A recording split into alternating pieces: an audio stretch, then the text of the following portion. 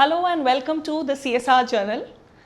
Today we have someone really special with us, Radha Goenka, who is the director of RPG Foundation. She is also the founder of the Heritage Project, Pehle Akshar, Artisanry, Nature Re.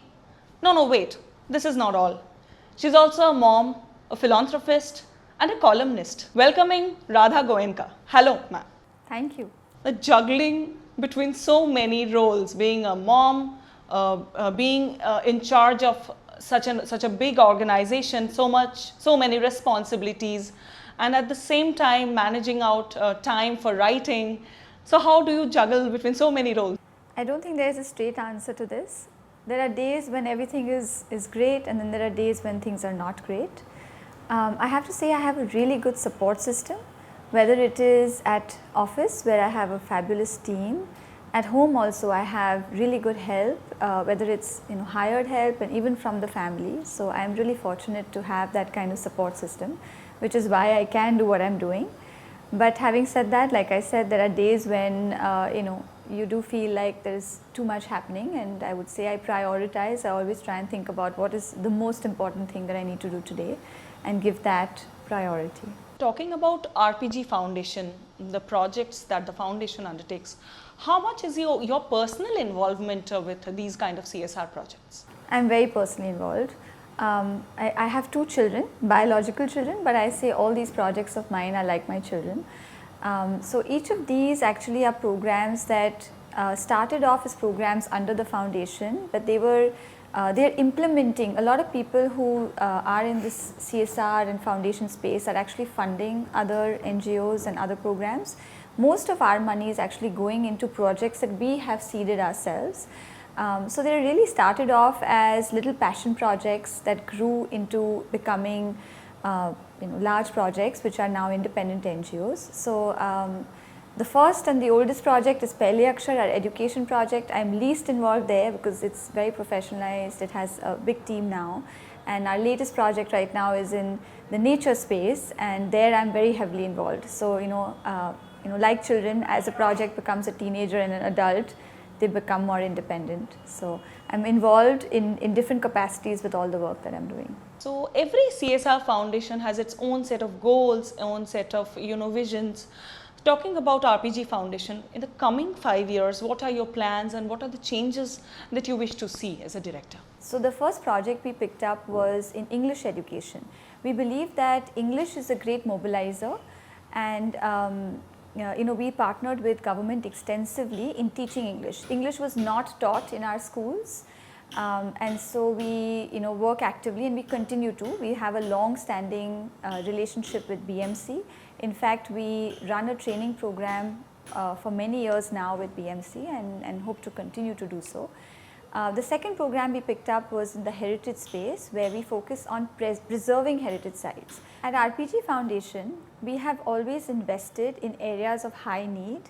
What we do is we come up with innovative ways to solve problems in society that we think are ignored, and we try and build scalable solutions. So I think environment is a big focus for us right now. Land biodiversity, we're doing a large project with Mumbai again. We always start things in Mumbai because we are based in Bombay. But we are working on building a green corridor again with BMC, where we are promoting local biodiversity. We are fortunate as a city to have Sanjay Gandhi National Park, which is a very biodiverse land bank that the city has, that we are encouraging local tree plantations across the city, so that we can actually create stepping stone habitats and encourage the birds and butterflies from SGNP to actually spread around the city. I'm very excited about this project. We're actually doing 2 parks in Bombay to showcase what is native and what is not native, educational and experiential parks we're redoing in the city, and hope to grow that.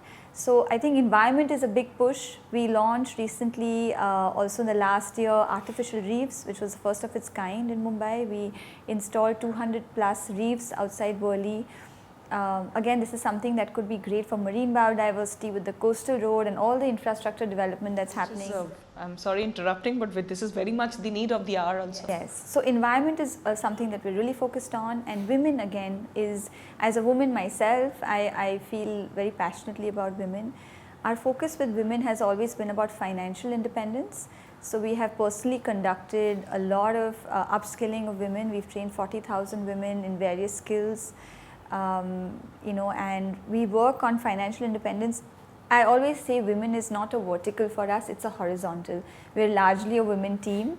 And in every project, like I talked about the Chefs of Kolivada, it's about bringing financial independence to women. So we really focus on that in all the work that we do. And to add to what you just mentioned, that it is always believed that a society which does not empower the women, that society can never be empowered itself. Absolutely. It's been proven that when you invest on women actually, when they have financial power, they are more likely to invest in their child's nutrition, on education. They spend on all the right things. You're transforming a generation when you invest in women. It's been proven that when a woman has high disposable income, she's going to use it for these things, which changes the entire ecosystem around her. We are not seeing many women, I'm not talking about Mumbai, but anywhere, take any big city or a small town in India, we don't see many women in the APCAB profession. A very interesting project which the RPG Foundation is doing is the Swayam Drive, which is empowering women, training them basically so that they can take up, I would choose my words carefully, they can dare to take up commercial driving as a profession. I would want to hear from you about the project. So we launched this actually for CIET, which is again a funder to RPG Foundation, and so we curate our programs to suit the CSR benefits of the company. And we said, okay, this is an interesting area that we felt could be good on both sides, giving women jobs, and for women on the receiving side, they would be safer in a car where a woman is the driver. We've trained, I think, approximately 10,000 women so far in this space itself. I have to say that 10,000 women only in Mumbai, or no, across, not only Mumbai, across all CIET's locations. Right.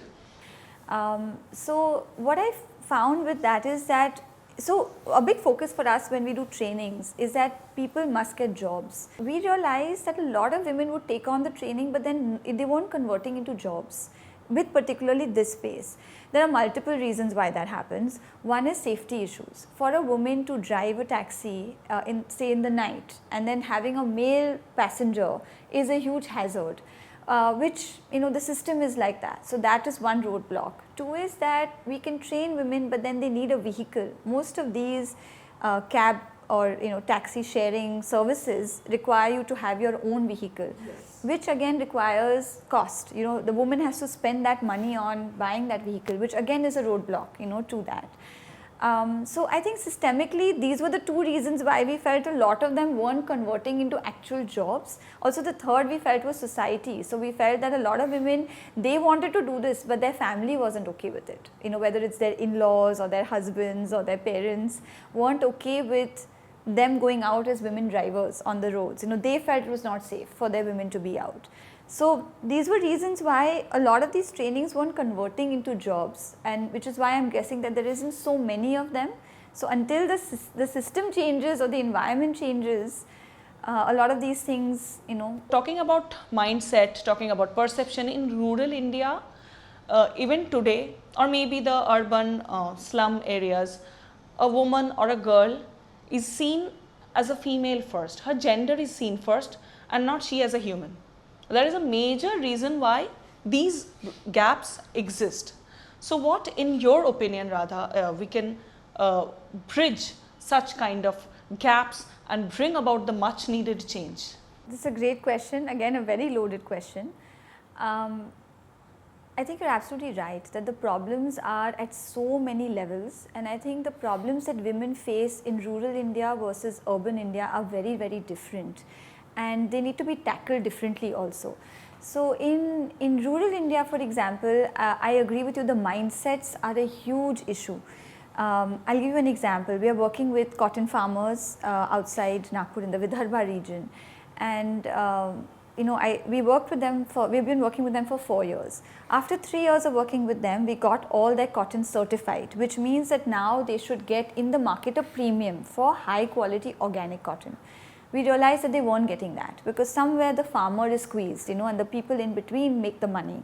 So they were serving, providing high quality globally certified cotton, but they weren't getting the market price they should get. So we tried to look deeper into the issue, and over some time we found that we actually went out and got buyers who would give them that premium. The farmers had loans in their bank accounts, and so weren't wanting to take money into their banks, because then they would first get cut off, the loans would get cut off.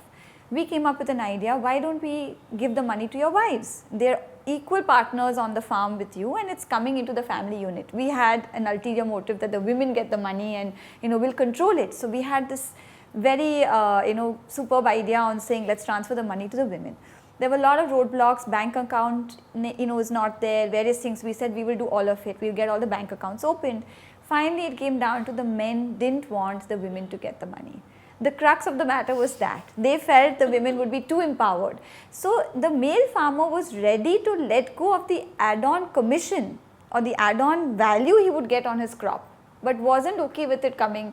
He was happy selling it at a lower price. Wasn't okay with the women of the family taking part in the decision making. Correct. So having said that, we are working on various things. We are finding other avenues to make the women financially independent on the farm. We are trying to get them involved in some spinning and other ways that they can earn add-on income.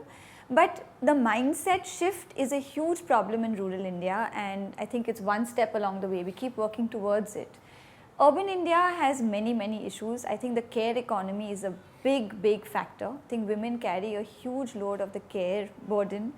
In urban cities. I mean, women have to take care of their parents, in-laws and children and work. So they do carry a large portion of that load. Finding ways to support the care burden of the woman, I think is a critical thing that can be looked at. At the policy level, we can do things also that could be. So I would say on policy, when the report actually clearly talked about India being very good with our policy on paper, we have very good, but they're not actually moving into implementation. How do we, like you said, change the mindsets of people?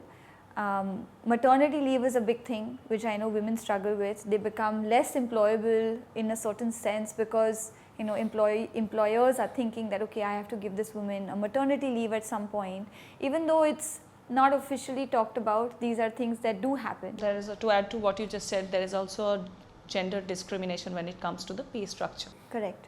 So I think working on mindsets is a big thing, and then at the policy level, like in Scandinavia, for example, they've launched equal paternity leave. So if as a husband and wife you have a child, the man has to take a paternity leave. That's one way of making it equal. So today all the men in your office, if they have a child, they're also going to take paternity leave.